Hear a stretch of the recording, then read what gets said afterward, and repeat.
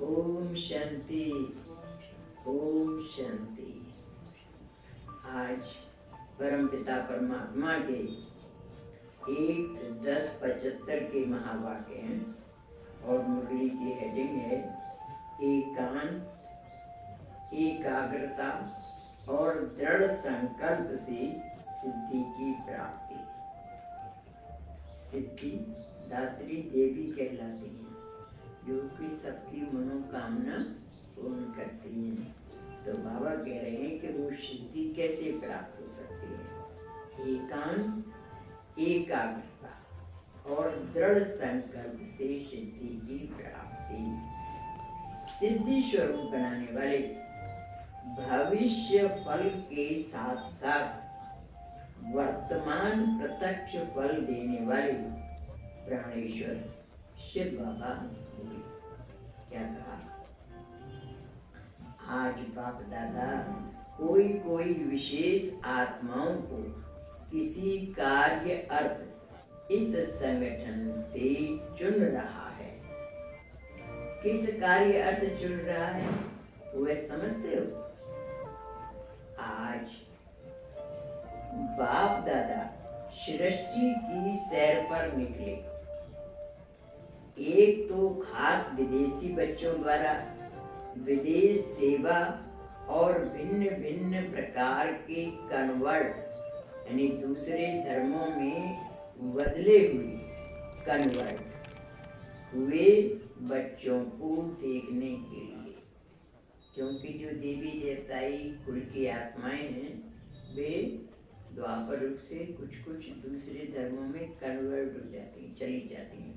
तो बाबा अपने बच्चों को देखने के लिए निकले जो दूसरे धर्मों में कन्वर्ट हो गए। बच्चों को देखने के लिए सेवा केंद्र और सेवाधारी बच्चे जिन्हों के मन में दिन रात प्रत्यक्षता का बोलबाला करने का एक ही संकल्प है। बहुत से लोगों का ये एम है। बाबा ने यही कहा है कि बच्चों बाप का शुभ करें।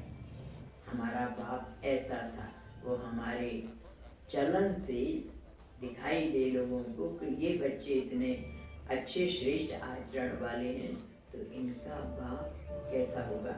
तो हमारी चलन से प्रत्यक्ष करने का बहुत से बच्चों का ये एम रहता है।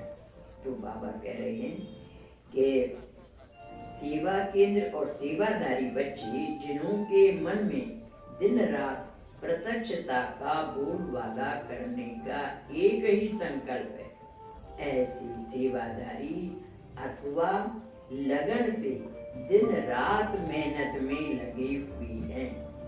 बच्चों को देख बाप दादा हर्षित होते थे। नए नए बच्चों की फास्ट लगन की, उमंग की, मिलने अर्थ तड़पने की, पतंगे समान बाप पर हाई जंप यानी ऊंची छलांग लगाने की सूरत और सीरत देखी। बाबा कह रहे हैं नए नए बच्चे कुछ ऐसे फास्ट लगन वाले थे जो कि हाई जंप लगाने की जिनकी लगन थी। तो सूरत और सीरत देखी। गुलदस्ता अच्छा था, वैरायटी फूलों का की शोभा सुंदर लग रही थी। कलियां और पत्ते वैरायटी देखी। कई आत्माएं मीठे उलझने वाली भी देखी, यानी कोई आत्माएं ऐसी भी देखी जिनके उलझन थी दिमाग में, उलझने वाली भी देखी। कई आत्माएं मिलन की खुशी में अश्वन मोती की मालाएं बाप दादा के प्रति पहनाते हुए थे। कोई कोई बच्चे क्या होते हैं ना, बाबा से जब अतिशय प्रेम में बात करते हैं तो आंसू आ जाते हैं। तो अश्वन की माला, अश्वन मोती की मालाएं बाप दादा के प्रति पहनाते हुए ऐसी पहचानती हुई मूर्त जो बार बार मिलन के गीत गाने वाली भी थी और फिर विदेश का सैर किया। बाबा ने सब जगह देखा, विदेश भी गए बाबा। दूसरा था चारों ओर की अज्ञानी व भगत आत्माओं की सका सैर। यानी एक तरफ बाबा ने इन बच्चों को देखा, दूसरी तरफ जो अज्ञानी आत्माएं हैं और भगत आत्माएं हैं उनको देखा। उसमें क्या देखा? एक तरफ अनेक आत्माएं अपने शरीर निर्वाह अर्थ, जीवन के साधनों अर्थ किसी न किसी यंत्रों द्वारा स्वयं में व्यस्त थी। कुछ ऐसी थी कि जो जीवन निर्वाह अर्थ अपने अपने किसी न किसी यंत्रों द्वारा स्वयं में व्यस्त थे। साथ साथ कुछ आत्माएं विनाश अर्थ यंत्र रिफाइंड यानी त्रुटि रहित उन्नत करने में व्यस्त। रिफाइंड में अच्छे से अच्छे ऐसे विनाशकारी यंत्र बना रहे थे कि जिससे एक बम के फटने से मीलों का एरिया वायलेंस हो जाए, जहरीला हो जाए, और उस जहरीले एरिया में सांस लेते ही शरीर छूट जाए। जैसे गैस कांड हुआ ना भोपाल में, तो उसमें एक हुआ, गैस वायुमंडल में फैल गई और जो भागे बचने के लिए तो भागने में जल्दी जल्दी सांस ली तो वो गैस और ज्यादा उनके शरीर में और इसलिए तो बाबा कहते हैं कि ऐसे यंत्र बना रही है, रिफाइन यानी त्रुटि रहित उन्नत करने में व्यस्त थी। दूसरी तरफ कई गृहस्थी और भक्त आत्माएं अपने जंतर मंतर से अपनी भावना का फल पाने के लिए व अल्पकाल की प्रत्यक्ष प्राप्ति करने के लिए अपने अपने कार्य में व्यस्त हैं। कुछ लोग कैसे होते हैं, जंतर मंतर करते हैं, जादू टोना करते हैं, ये भी करने वाली कुछ आत्माएं होती हैं, तो वो अपने उस क्रियाकलाप में लगी हुई हैं। तो उससे क्या हो जाता है कि वो अल्पकाल की सिद्धि मिल जाती है। तो अल्पकाल की प्रत्यक्ष प्राप्ति करने के लिए अपने अपने कार्य में व्यस्त थी। इन सब में विशेष भारत और कुछ विदेश में भी सिद्धि प्राप्त करने की कामना से देवियों का विशेष आह्वान कर रहे हैं। देवियों से सिद्धि प्राप्त करते होंगे तो ऐसे बाबा करें कि वो देवियों का आह्वान करें। मेजॉरिटी सिद्धि पीछे ज्यादा व्यस्त थी, ज्यादातर आत्माएं सिद्धि प्राप्त करने के लक्ष्य में व्यस्त थी। सिद्धि प्राप्त करने के लिए स्वयं को समर्पण करने को भी तैयार हो जाते। सिद्धि की विधि में मुख्य दो बातें करते हैं। कोई भी सिद्धि के लिए एक तो एकांत और दूसरी एकाग्रता, दोनों ही विधि द्वारा सिद्धि को पाते हैं। एक तो उसका प्रैक्टिस करते हैं एकांत में, और दूसरा एक से ही कंसंट्रेशन, यानी जो लक्ष्य उन्होंने मन में सोचा है उसको प्राप्त करने के लिए कंसंट्रेशन करते हैं, एकाग्रता। दोनों की विधि द्वारा सिद्धि को पाते हैं।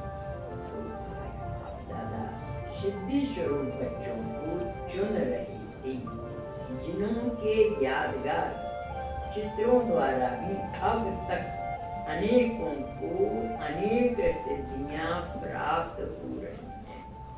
उनसे क्या मिलता है यादगार में? उनके गुरु सिद्धिदात्री देवी होती हैं। तो जैसे हमने सिद्धिदात्री देवी का मंदिर देखा तो वहां पर वे उनके आगे, अपने घर में फोटो रख लेते होंगे कुछ भी, तो उसके आगे वो सिद्धि प्राप्त करने के लक्ष्य से तपस्या करते हैं।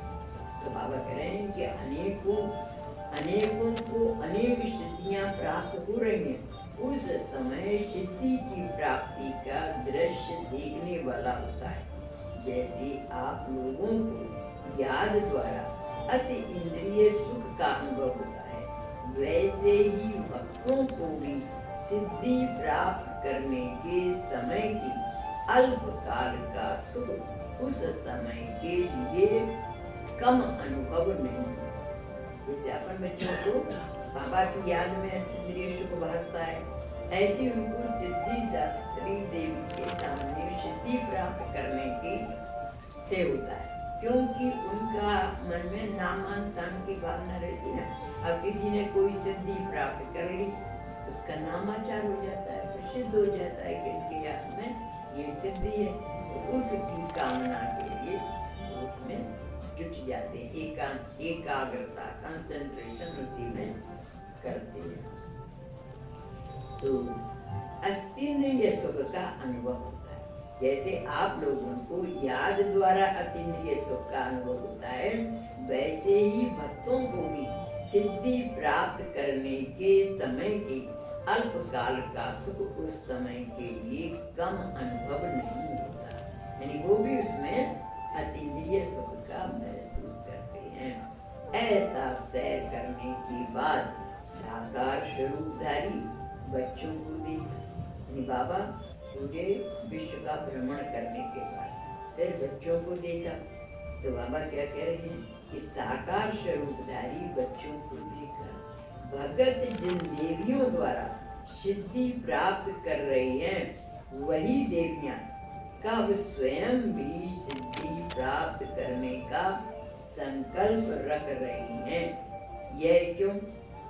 यानी देवियां भी करती हैं पुरुषार्थ कि हम सिद्धिदात्री देवी बन जाए, तो वही देवियां कब स्वयं भी सिद्धि प्राप्त करने का संकल्प रख रही हैं। वह क्यों? चलते चलते यह संकल्प जरूर उत्पन्न होता है कि मेहनत करते हुए भी सिद्धि क्यों नहीं। समय प्रमाण संपूर्ण स्टेज की प्रत्यक्षता कम क्यों? मेहनत कर रहे हैं, वह प्रत्यक्ष क्यों नहीं दिखाई दे रहा है? तो प्रत्यक्षता कम क्यों? तो बाप भी प्रश्न करते हैं क्यों? सिद्धि स्वरूप की मुख्य बात कौन सी अपनानी पड़ेगी? जैसे कल्प पहले पांडवों का गायन है कि सेकंड में जहाँ तीर लगाया वहाँ गंगा प्रकट हुई, अर्थात सेकंड में असंभव भी संभव प्रत्यक्ष फल के रूप में दिखाई दिया। इसको ही सिद्धि कहा जाता है। कहानी है ना शास्त्रों में के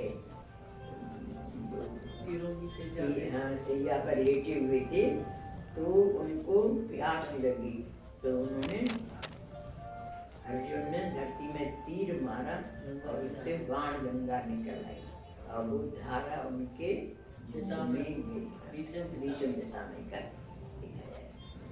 तो इसको ही सिद्धि कहा जाता है। पापा कहते हैं यह नहीं होता क्योंकि प्रत्यक्ष फल की प्राप्ति के लिए हर सेकंड अपनी सर्वशक्ति संपन्न स्वरूप की स्मृति प्रत्यक्ष संकल्प रूप में नहीं रहती। मैं पुरुषार्थी हूँ, संपन्न हो ही जाऊंगा, होना तो है जरूर, नंबरवार होना ही है। हमारा काम है मेहनत करना, वह तो यथाशक्ति कर ही रहे हैं। ये हर सेकंड का संकल्प रूपी बीज सर्वशक्ति संपन्न नहीं होता है।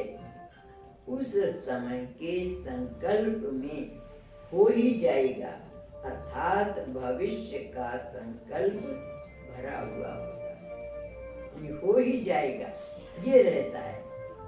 अभी हो रहा है ये नहीं रहता है। तो बाबा कह रहे यथाशक्ति करते हैं। तो दृढ़ संकल्प व प्रत्यक्ष फल के रस का बल भरा हुआ न होने के कारण सिद्धि भी प्रत्यक्ष नहीं। एक क्या है?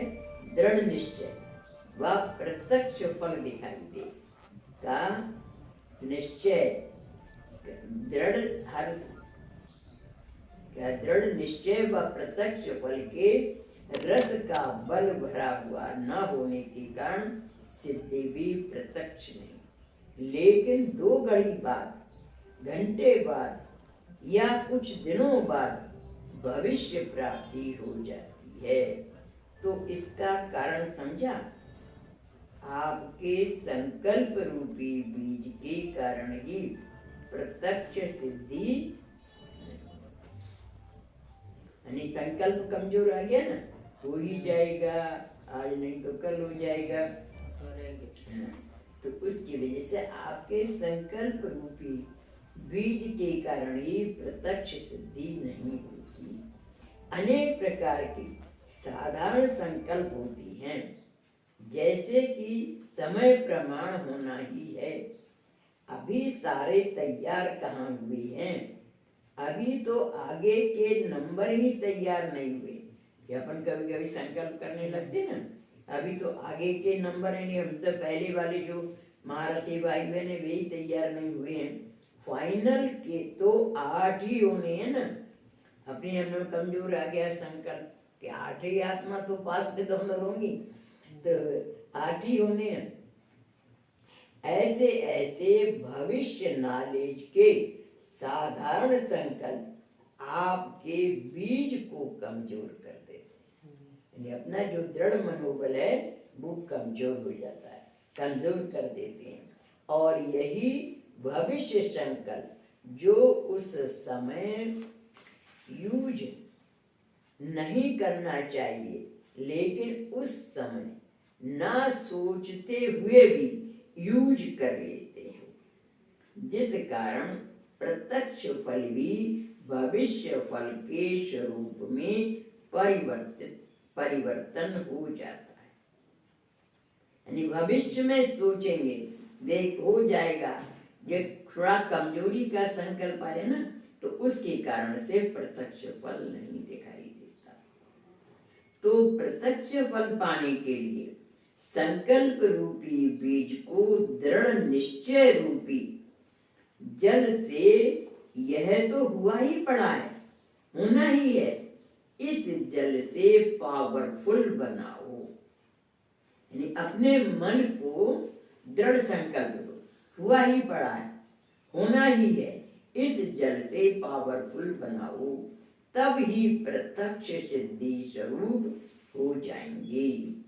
जैसे आपके यादगार चित्रों द्वारा सिद्धि प्राप्त करने वालों की विशेष 2 बातों की विधि सुनाई, एकांतवासी और एकाग्रता। यही विधि कल्प पहले मुआफिक साकार में अपनाओ। बाबा कह रहे हैं एक तो एकांतवासी और दूसरा एक पर ही कंसंट्रेशन, एकाग्रता। यही विधि कल्प पहले मुआफिक साकार में अपनाओ। जैसे वो सुनाया ना कि बाण गंगा तीर मारा उन्होंने, धरती में से गंगा की धार निकल आई। तो ऐसे ही बाबा कह रहे हैं कि दृढ़ संकल्प आप करेंगे तो सफलता मिलेगी और प्रत्यक्ष सिद्धि दिखाई देगी। एकाग्रता कम होने के कारण ही दृढ़ संकल्प की कमी होती है। एकांतवासी कम होने के कारण ही साधारण संकल्प बीज को कमजोर बना देता है। एक तो एकाग्रता की कमी और फिर दूसरा एकांतवासी कम होने के कारण ही साधारण संकल्प बीज को कमजोर बना देता है। इसलिए इस विधि द्वारा सिद्धि स्वरूप बनो। जो सैर पर देखे वही आप हो ना। जो सैर करने गए बाबा तो देखा तो वह कह रहे वही आप हो ना। तो यादगार रूप को अब याद रूप बनाओ।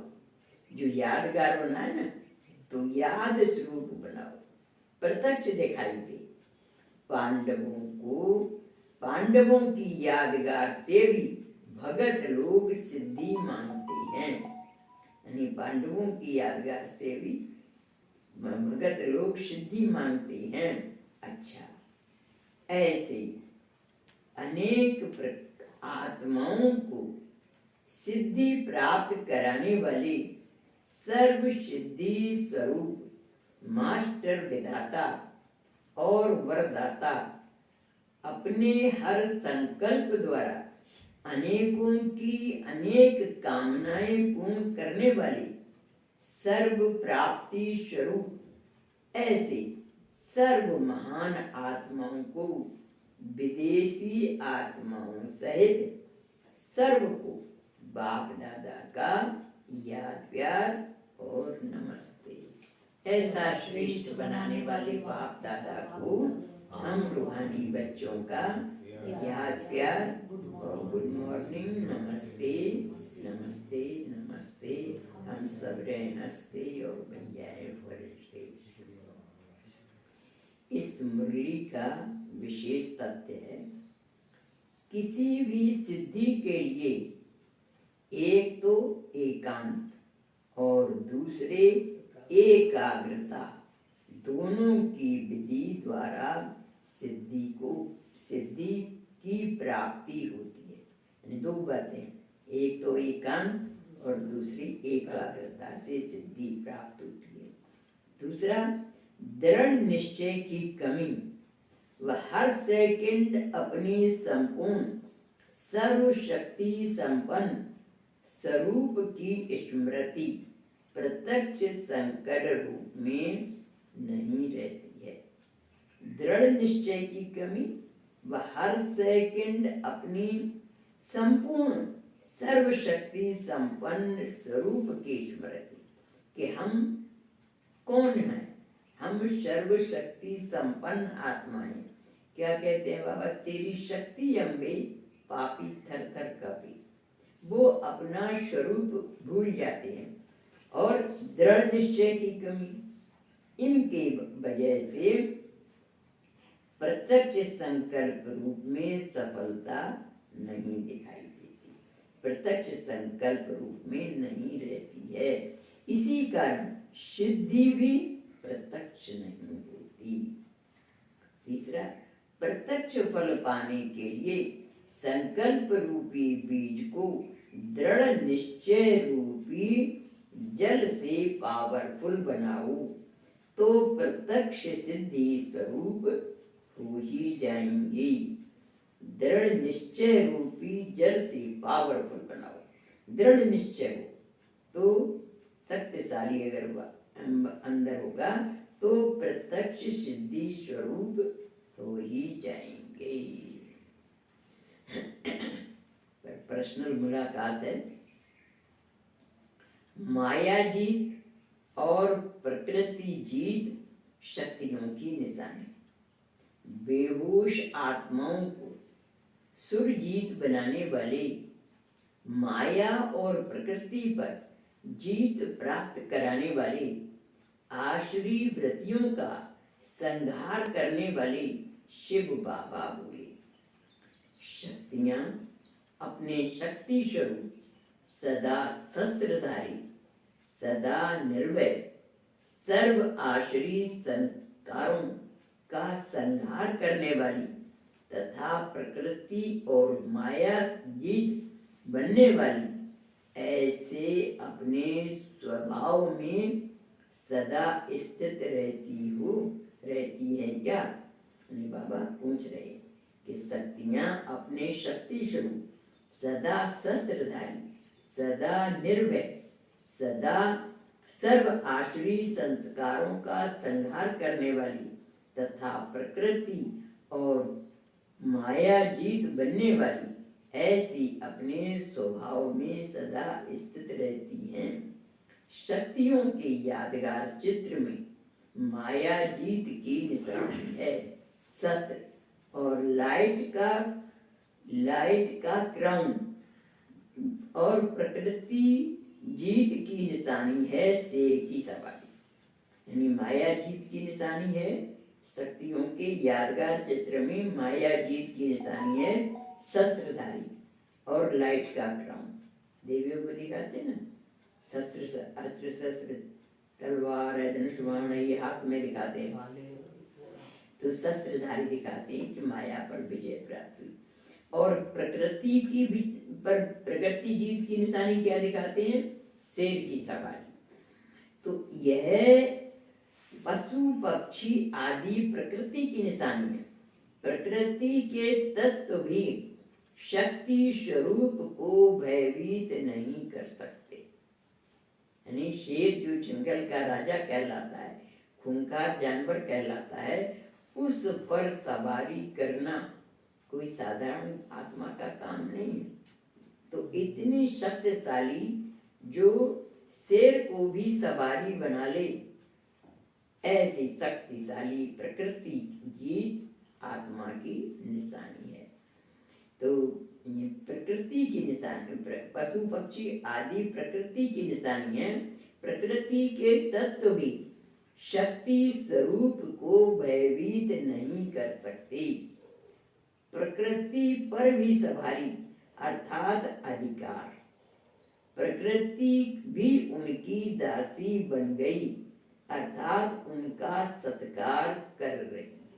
शेर की सवारी का मतलब क्या है कि प्रकृति भी उनकी दासी बन गई, दासी बन गई अर्थात प्रकृति पर अधिकार। प्रकृति भी उनकी दासी बन गई अर्थात उनका सत्कार कर रही है। ऐसे सदा विजयी हो। विजयी हो क्या बाबा पूछ रहे हैं?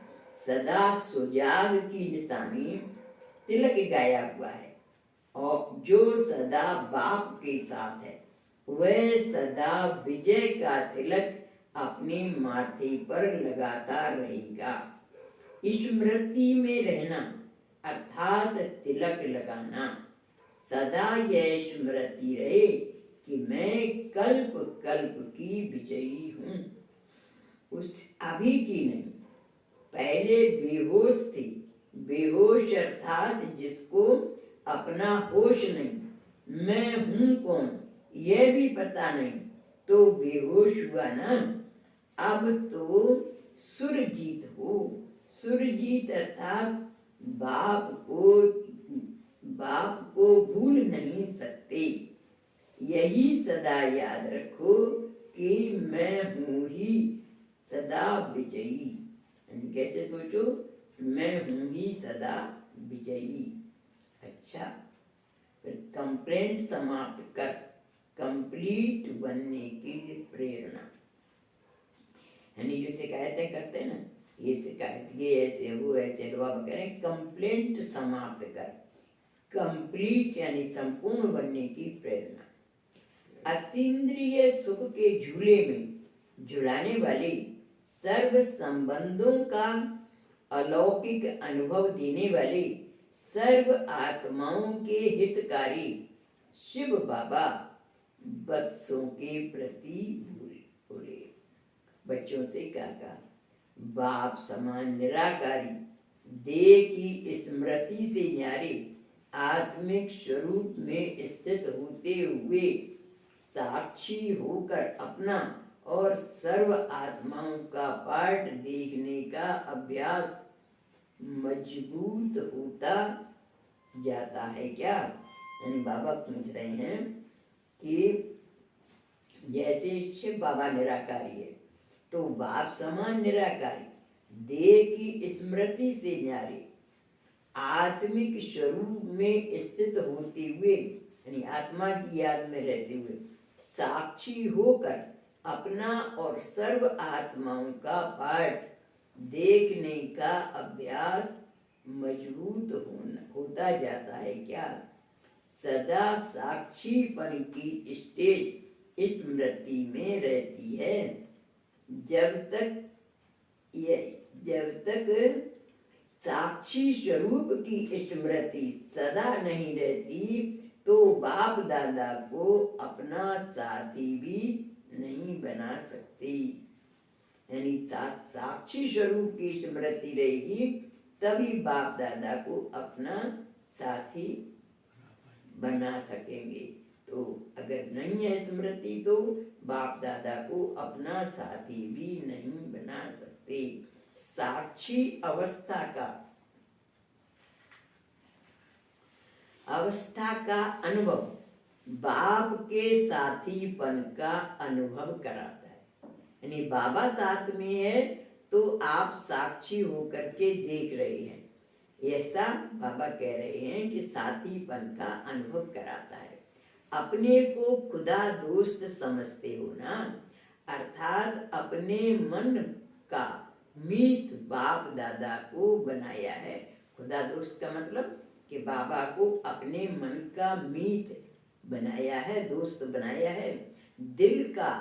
दिल वाला बाप को ही बनाया है। एक दिल वाला बाप के सिवाय और किसी से भी दिल की लेन देन करने का संकल्प मात्र भी नहीं है। ऐसा अनुभव करते हो क्या? अगर एक बाप की सदा सर्व संबंधों के सुख, सर्व संबंधों के प्रीत की प्राप्ति अनुभव करते हो तो और कहीं भी किसी संबंध में बुद्धि जा नहीं सकती। बाबा कह रहे हैं कि अगर एक बाप के साथ सर्व संबंधों का सुख, सर्व संबंधों के प्रीत की प्राप्ति अनुभव करते हो तो और कहीं भी किसी संबंध में बुद्धि जा नहीं सकती। हर श्वास, हर संकल्प में सदा बाप के सर्व संबंधों में बुद्धि मगन रहनी चाहिए। यानी बाबा से ही हर समय, हर श्वास में, हर संकल्प में सदा बाप के सर्व संबंधों में बुद्धि मगन रहनी चाहिए। बड़ी हो तो कल पढ़ना, जल्दी जाना। कई बच्चे रहनी चाहिए। कई बच्चों की कंप्लेन है कि व्यर्थ संकल्प बहुत आते हैं, बुद्धि बाप की तरफ लगती नहीं है। ना चाहते हुए भी कहीं ना कहीं बुद्धि का लगाव चला जाता है।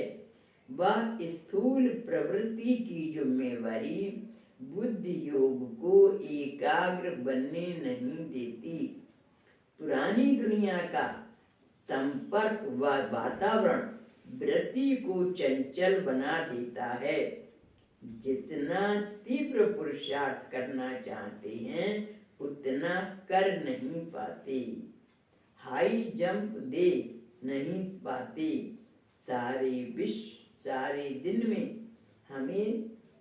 सारे दिन में इसी प्रकार की कंप्लेंट्स बाप दादा के पास बहुत आती हैं। मास्टर सर्वशक्तिमान कहलाते हुए भी अपने ही स्वभाव संस्कार से मजबूर हो जाते हैं तो बाप दादा को भी ऐसी बातें सुनते हुए मीठी हंसी भी आती है। बाबा से कंप्लेन करते तो बाबा को हंसी आती है और रहम भी आता है। जब अपने स्वभाव संस्कार को मिटा नहीं सकते तो सारे विश्व के तमो प्रधान आश्रय संस्कार मिटाने वाले कैसे बनेंगे? जो अपने ही संस्कारों के बस हो जाए वह सर्व वशीभूत हुई आत्माओं को मुक्त कैसे कर सकेंगे?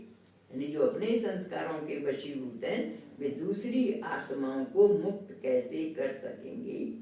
अपने संस्कारों जिससे स्वयं ही परेशान है वह औरों की परेशानी कैसे मिटाएंगे? ऐसे संस्कारों से मुक्ति पाने की सरल युक्ति कौन सी है? कर्म में आने से पहले संस्कार संकल्प में आते हैं। बाबा कह रहे हैं कि कर्म में आने से पहले संस्कार संकल्प में आते हैं। यह कर दूंगा, ऐसा होना चाहिए, यह क्या समझते हैं, मैं भी सब करना जानता हूँ। इस रूप के संकल्पों में संस्कार जागृत होते हैं। तब जब जानते हो कि इस समय संस्कार संकल्प रूप में अपना रूप दिखा रहे हैं, तो सदैव यह आदत डालो व अभ्यास करो कि हर संकल्प को पहले चेक करना है कि क्या यह संकल्प बाप समान है। यानी संकल्प को पहले चेक करो, क्या ये संकल्प बाप समान है। जैसे कई बड़े आदमी होते हैं, वे जो कुछ भी स्वीकार करते हैं तो पहले उस चीज की चेकिंग होती है। जैसे प्रेसिडेंट है या कोई भी विशेष व्यक्ति या बड़े बड़े राजा होते हैं, तो उनका हर भोजन पहले चेक होता है, फिर वे स्वीकार करते हैं। उन्हें कोई भी वस्तु देंगे तो पहले उसकी चेकिंग होती है, कहीं उसमें कुछ अशुद्धि या मिक्स तो नहीं है। यह बड़े आदमी आपके आगे क्या है? बाबा कह रहे हैं कि वे बड़े आदमी कौन है आपके सामने? आपके राज्य में ये बड़े आदमी पांव भी नहीं रख सकते। सतयुग त्रेता में ये नहीं आएंगे, ये आज के बड़े आदमी हैं। तो वह कह रहे हैं बाबा कि आपके राज्य में पांव भी नहीं रख सकते। अब भी आपके पांव पर पड़ने वाले हैं। अभी बड़ी बातें करते हैं बाबा कह रहे हैं कि अभी भी आपके पांव पर पड़ने बड़ी वाले बातें करते हैं बाबा। जब प्रत्यक्षता होगी ना तो बेटी ये पांव पड़ेंगे, गिरेंगे। इतने बड़े लोग भी जैसे वहाँ नहीं ब्रह्मा जा बाबा सकते। के साथ में हुआ ना साक्षात्कार, जब हुआ ना तो इसीलिए उन्होंने भगवान दिख रहे हैं। तो भगवान दिख रहे हैं तो फिर आप में भी साक्षात्कार होगा ना, भगवान अब कहाँ से आएगा? तो ऐसे ही आप जो साधना कर रहे हो वो दिखेगा। जब साक्षात्कार होगा ना तो झुकेंगे सब, बड़े लोग वहीं धरे रह जाएंगे। तो अब भी आपके पांव पर पड़ने वाले हैं। जब राजाओं के भी राजा बनते हो, सतयुग त्रेता की जो लक्ष्मी नारायण राम सीता हैं, ये राजाओं के भी राजा बनते हैं। द्वापर कलयुग वाले राजा लोग उनके मंदिर बना के रखते हैं अपने घरों में, लक्ष्मी नारायण के राम सीता के। तो बाबा कह रहे हैं जब राजाओं के भी राजा बनते हो और सृष्टि के बीच श्रेष्ठ आत्मा कहलाते हो, तो आप विशेष आत्माओं का यह संकल्प रूपी बुद्धि का जो भोजन है उसके लिए भी चेकिंग होनी चाहिए। वे स्थूल भोजन की चेकिंग करते हैं। यहाँ बाबा हमको क्या कह रहे हैं? अपने बुद्धि की भोजन, अपने संकल्प को देखो, अपने संकल्प रूपी भोजन की चेकिंग करो कि हमारे संकल्प कैसे आ रहे हैं। उसके लिए भी चेकिंग होनी चाहिए। जब बिना चेकिंग के स्वीकार करते हो इसलिए धोखा खाते हो। तो हर संकल्प को पहले चेक करो। जैसे सोने का यंत्र द्वारा चेक करते हैं ना, सोना असली है नकली है, ये कैसे यंत्र द्वारा चेक करते हैं कि सच्चा है व मिक्स है, रियल है या रोल्ड गोल्ड है। ऐसे ही यह चेक करो कि संकल्प बाप दादा समान है या नहीं है। जब नहीं है, इस आधार से चेक करो, फिर वाणी और कर्म में लाओ। आधार को भूल जाते हो तब संस्कार शूद्रपने की और विष के मिक्स हो जाते हैं। यानी प्योरिटी खत्म हो जाती है ना संस्कारों में। तो आधार को भूल जाते हो तब संस्कार शूद्र बनेंगे और विष के मिक्स हो जाते हैं। जैसे भोजन में विष मिक्स हो जाए तो वह मूर्छित कर देता है, ऐसे ही संकल्प रूपी आहार व भोजन में पुराने शूद्रपन का विष मिक्स हो जाता है। तो बाप की स्मृति और समर्थी स्वरूप से मूर्छित हो जाते। बाबा की याद भी भूल जाती है और समर्थी स्वरूप कि हम कर सकते हैं, ये सामर्थ्य जो होती है ना, उससे मूर्छित हो जाते हो। तो अपने को विशेष आत्माएं समझते हुए अपने आप का स्वयं ही चेकर बनो। तो अपने आप को क्या समझो, हम कौन है? विशेष आत्माएं। तो विशेष आत्माओं को स्मृति में रहकर के चेक करो, समझा? विशेष आत्मा की विशेष आत्मा की अपनी शान में रहो तो परेशान नहीं होंगे। तो विशेष आत्मा की अपनी शान में रहेंगे तो परेशान नहीं होंगे।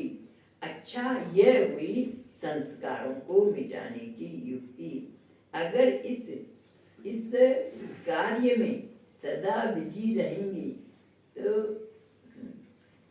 रहेंगे व सदा होली हंस स्वरूप में अगर इस कार्य में सदा विजयी रहेंगे, सदा होली हंस स्वरूप में स्थित होंगे, तो शुद्ध व शुद्ध शूद्रपन और ब्राह्मणपन को सहज ही चेक कर सकेंगी। बुद्धि रूपी और बुद्धि इसी कार्य में बिजी होने के कारण व्यर्थ संकल्पों की कंप्लेंट भी टर्न हो जाएगी।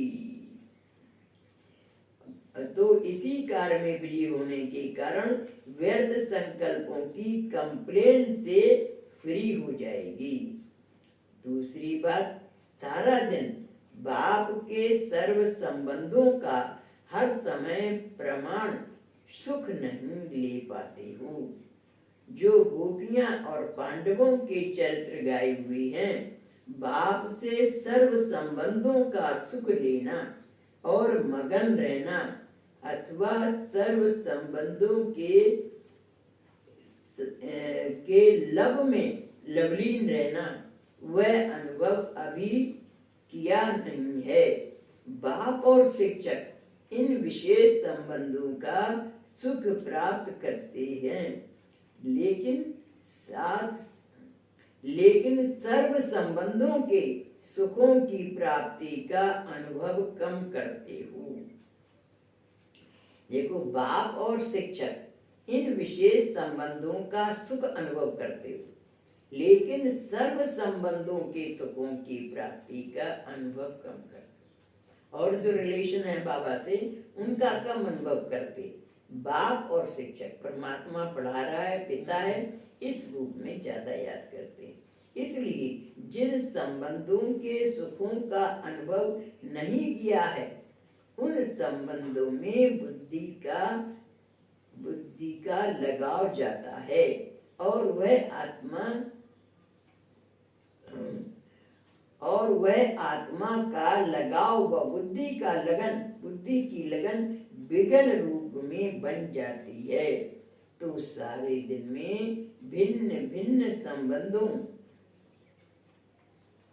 का अनुभव करो।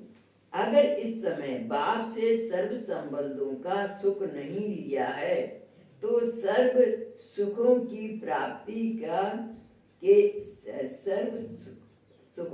प्राप्ति में सर्व संबंधों की रचना लेने में कमी रह जाएगी। अभी अगर यह सुख नहीं लिया तो कब फिर लेंगे? अगर अभी यह सुख नहीं लिया तो कब लेंगे? आत्माओं से सर्व संबंध तो सारा कल्प अनुभव करेंगे, लेकिन बाप से सर्व संबंधों का अनुभव अभी नहीं किया तो कभी भी नहीं करेंगे। तो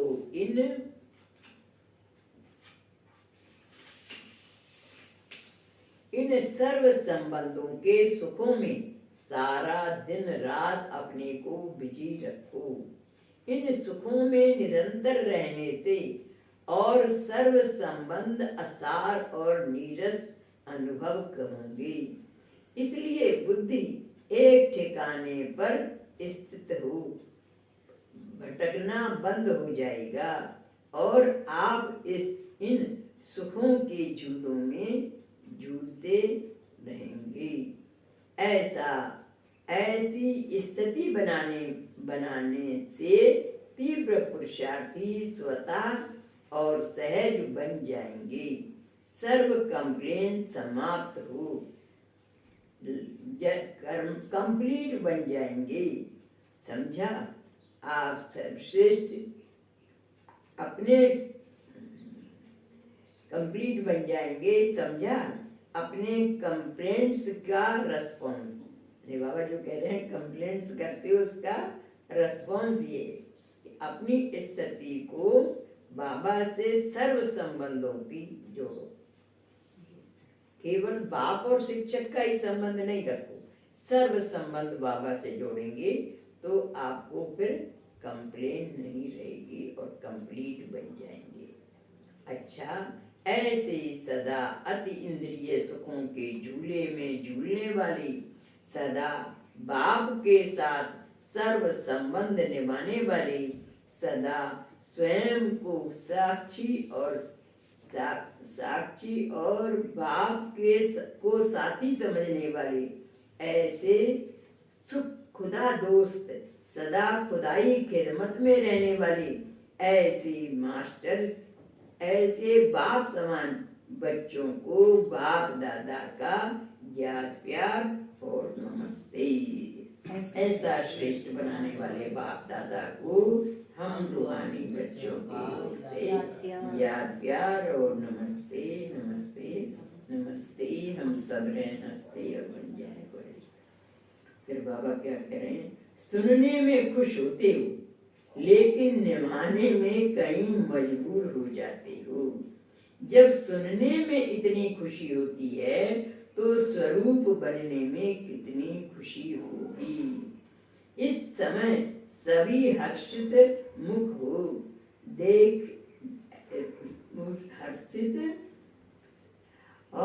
हर्षित मुख हो। ऐसे ही सदा हर्षित मुख रहो तो स्वयं का भी समय बचाएंगे और निमित्त बनी हुई आत्माओं का भी समय बचा लेंगे। अभी तक गिरने और चढ़ने में स्वयं को संभालने में व बुद्धि को ठिकाने लगाने में 25%